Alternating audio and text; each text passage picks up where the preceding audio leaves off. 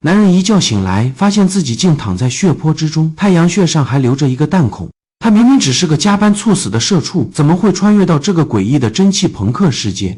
还没等他搞清状况，一群神秘的黑衣人已经破门而入。他们是这个世界的超凡警察职业者。为首的队长邓恩通过现场痕迹判断，这绝非简单的自杀，而是一场涉及邪恶力量的非凡陷阱。而这一切的源头都指向了一本名为《安提戈努斯》的古老笔记。穿越者克莱恩为了自保，只能凭借原主留下的日记拼凑事件的真相。日记中，原主和同伴解读了笔记内容，却也因此招来了杀身之祸。最诡异的是，日记里凭空消失了27号的记录，并在结尾留下一句绝望的诅咒：所有人都会死，包括我。巨大的恐惧笼罩着克莱恩，他迫切地想回到自己的世界。于是他死马当活马医，尝试了一个网上学来的转运仪式。伴随着神秘的咒语，克莱恩没能回家，反而被拉入了一片灰雾笼罩的神秘空间。这里仿佛神灵的居所，宏伟而古老。更让他震惊的是，还有另外2个人也被一同拉了进来。为了不暴露自己凡人的身份，克莱恩急中生智，决定伪装成这片神域的主人。他给自己取了一个代号——愚者。一位天真的贵族少女渴望成为非凡者，她自称正义，而另一位沉稳的男人则自称倒吊人。就这样，一个由凡人伪装神明，在灰雾之上召开的神秘组织塔罗会就此诞生。然而，现实的危机接踵而至，职业者找上了门。队长邓恩是一位梦魇，他能潜入他人梦境，窥探心灵深处的秘密。在克莱恩的心灵世界里，邓恩看到了他开枪自杀的残存记忆，但每当他想深入探寻时，却被一股神秘的灰雾阻挡。正是这片灰雾保护了克莱恩穿越者的最大秘密。最终，邓恩相信了他失忆的说法。为了保护克莱恩，也为了监视他，邓恩向他发出邀请，加入我们，成为一名职业者。为了获得神秘知识，找到回家的路，克莱恩别无选择。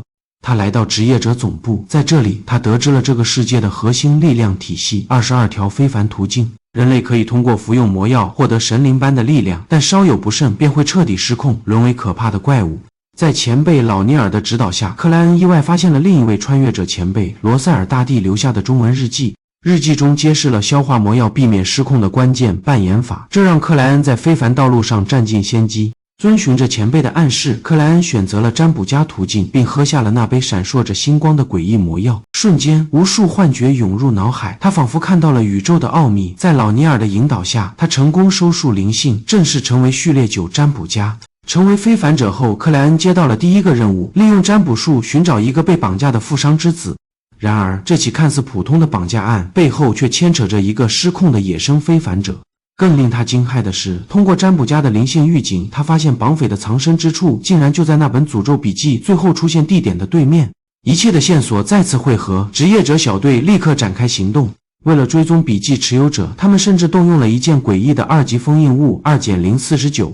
这件封印物的开启方式极为奇特，所有人必须跟着他做广播体操，否则就会被他控制，变成没有生命的木偶。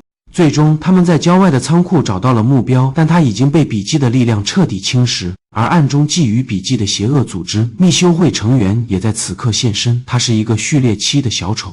一场大战瞬间爆发，小丑的实力远超众人，他利用幻术和诡异的能力将职业者们逼入绝境。更可怕的是，他引动了封印物2-049的力量，队长邓恩和其他队员接连被控制，变成了僵硬的木偶。转眼间，战场上只剩下序列最低的克莱恩。小丑得意洋洋地走向他，以为胜券在握，准备用唤醒同伴作为筹码换取笔记。但他万万没想到，克莱恩因为灰雾的保护，根本没有被封印物控制。